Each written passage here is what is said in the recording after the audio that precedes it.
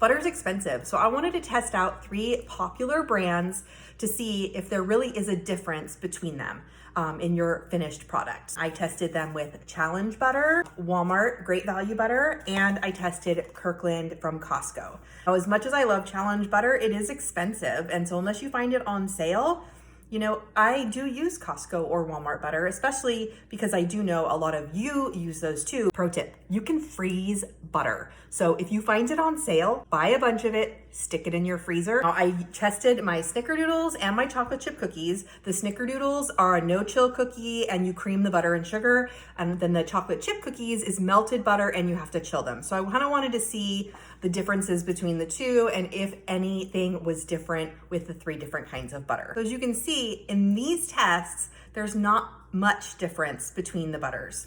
The Challenge butter performed a little bit better. The snickerdoodles were a little bit softer and a little bit thicker than the other ones.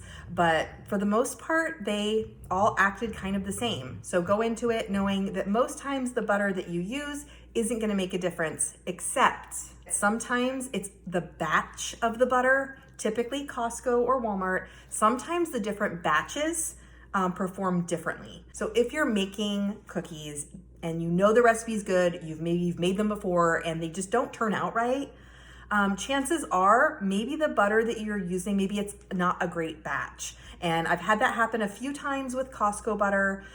So typically when I'm baking for myself, it doesn't really matter because I'm just gonna eat it. But if I'm baking for others, I would spring for a little bit higher quality of a butter. So TLDR, does the butter matter? Not really, but with a caveat that if you're baking for others and you're gonna be gifting and you want them to be gorgeous no matter what, I recommend using a better butter because once in a while, those generic butters might not perform properly.